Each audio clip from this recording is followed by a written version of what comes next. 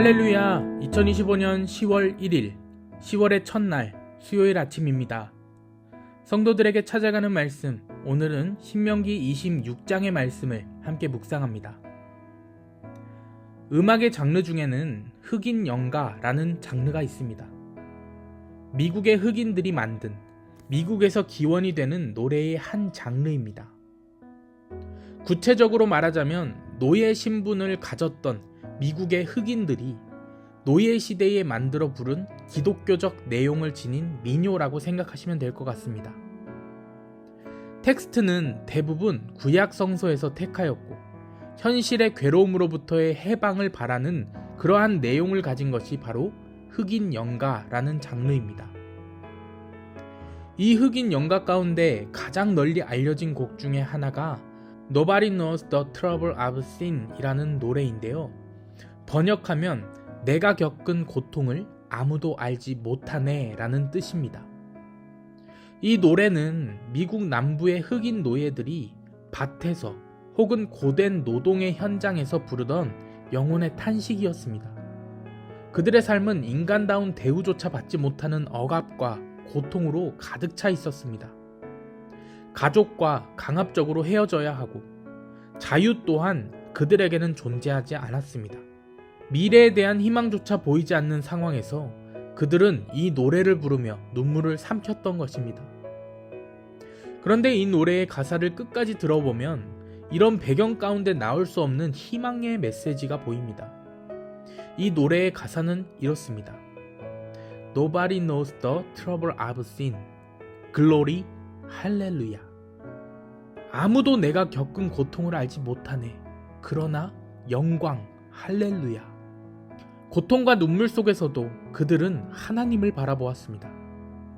사람은 몰라도 하나님은 아신다는 믿음이 그들을 버티게 한 것입니다.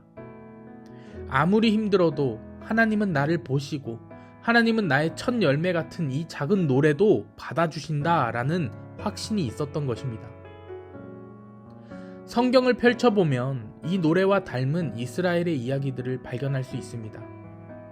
이스라엘 백성은 애굽에서 오랜 세월 동안 노예로 살았습니다. 그들의 삶은 흑인 노예들이 불렀던 연가처럼 고통과 신음의 연속이었습니다. 아무도 그들의 눈물을 헤아려 주지 않았지만 하나님께서는 그 울부짖음을 들으셨습니다. 하나님은 모세를 보내어 홍해를 가르시고 그들을 자유의 길로 이끄십니다. 그리고 마침내 약속하신 땅, 젖과 꿀이 흐르는 땅에 그들을 세우셨습니다. 바로 그때 하나님께서 말씀하셨습니다. 너희가 그 땅에서 곡식을 거둘 때 그 첫 열매를 내 앞에 가져오라. 하나님은 그들에게 첫 열매를 드리라고 말씀하십니다. 왜냐하면 첫 열매는 노예였던 그들이 이제 자유인이 되었음을, 광야의 나그네에서 약속의 땅의 주인이 되었음을, 눈물 속에 살던 자들이 하나님 안에서 기쁨으로 살아가는 자들이 되었음을 드러내는 감사의 노래이자 너희가 어디에서부터 왔는지, 누가 너희를 이끌어냈는지, 무엇으로 오늘 여기에 서 있는지를 잊지 말라는 말씀이었습니다. 그래서 이스라엘 백성은 첫 열매를 드리면서 이렇게 고백합니다.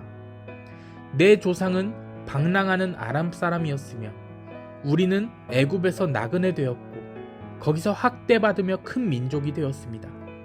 그러나 여호와께서 우리를 이끌어내셨습니다. 이 고백은 이스라엘의 옛 이야기에 머무르지 않습니다.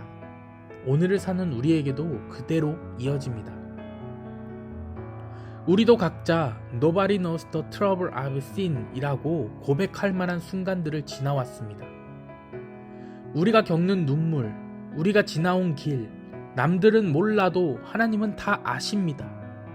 Nobody knows the trouble I've seen 이라고 고백할 때 그 뒤에는 반드시 글로리 할렐루야가 따라오는 것처럼 우리의 삶에도 고통 너머에 감사와 찬양이 이어집니다. 오늘 함께 묵상하고 있는 첫 열매라는 것은 바로 그 고백을 이야기하는 것입니다. 하지만 첫 열매를 생각할 때 많은 사람들이 마음속에서 부담을 느끼곤 합니다. 하나님이 왜 물질을 요구하실까? 라는 생각이 들 수 있습니다. 그러나 오늘 말씀을 깊이 들여다보면 하나님께서 원하신 것은 결코 물질에 집중되어 있는 것이 아니라 자유와 기쁨의 고백임을 알 수 있습니다. 이스라엘 백성이 첫 열매를 드릴 때 그들은 곡식만을 바치지 않았습니다. 제단 앞에서 그들은 이렇게 고백했습니다. 6절에서 9절까지의 말씀 함께 보겠습니다. 애굽 사람이 우리를 학대하며 우리를 괴롭히며 우리에게 중노동을 시키므로 우리가 우리 조상의 하나님 여호와께 부르짖었더니 여호와께서 우리 음성을 들으시고 우리의 고통과 신고와 압제를 보시고 여호와께서 강한 손과 편팔과 큰 위엄과 이적과 기사로 우리를 애굽에서 인도하여 내시고 이곳으로 인도하사 이 땅 곧 젖과 꿀이 흐르는 땅을 주셨나이다. 즉 첫 열매는 하나님께서 하신 일을 고백하고 잊지 않도록 마음에 새기는 시간이었습니다. 여기에는 놀라운 영적 비밀이 담겨 있습니다. 첫 열매를 드린다라는 것은 내 삶 전체가 하나님의 은혜 위에 세워졌음을 인정하는 것입니다. 나의 오늘이 나 혼자 이룬 결과가 아니라 하나님이 함께 하셨기에 가능했다는 고백인 것입니다.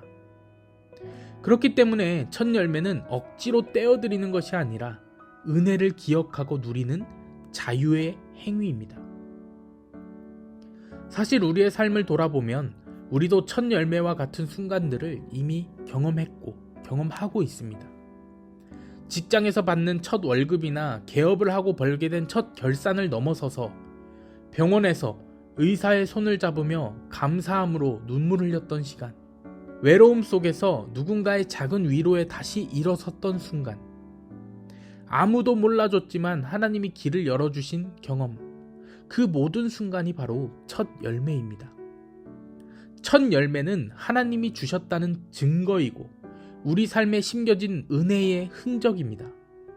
그러므로 첫 열매를 드린다라는 것은 주님, 제가 가진 이 모든 것, 제가 살아서 여기까지 온 이 길은 모두 주님의 은혜입니다 라는 고백을 드리는 것입니다. 어떤 사람에게는 여전히 첫 열매는 부담스러운 제도로 보일 수 있습니다. 또 다른 사람에게는 감사로 드리는 기쁨이 될 수도 있습니다. 하지만 꼭 기억하셔야 합니다. 하나님은 억지로 내어놓는 마음을 원하지 않으시고 또한 기쁨으로 드리는 이들의 감사를 기뻐 받으십니다.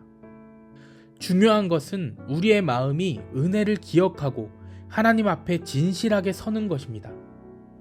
결국 첫 열매는 제도가 아니라 이야기입니다.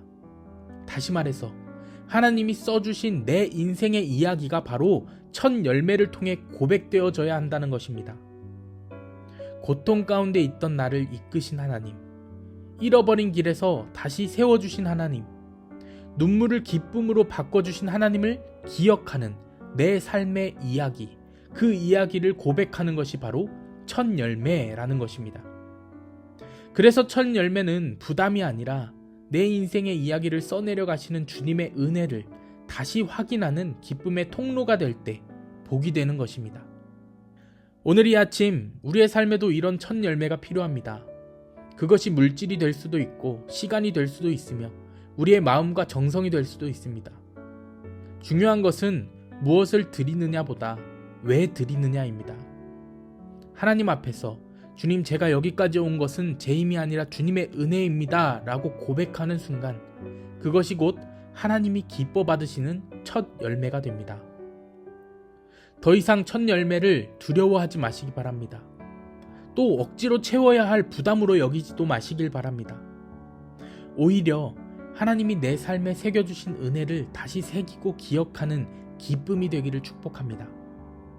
오늘 우리가 드리는 작은 첫 열매가 그 감사의 고백이 하나님께 큰 기쁨의 찬송이 되어 우리의 삶을 새롭게 하고 메마른 마음에 다시 기쁨을 일으키며 잊었던 은혜를 기억하게 하고 다가올 날들을 믿음으로 열어가는 희망의 노래가 되기를 주님의 이름으로 간절히 축원합니다. 아멘.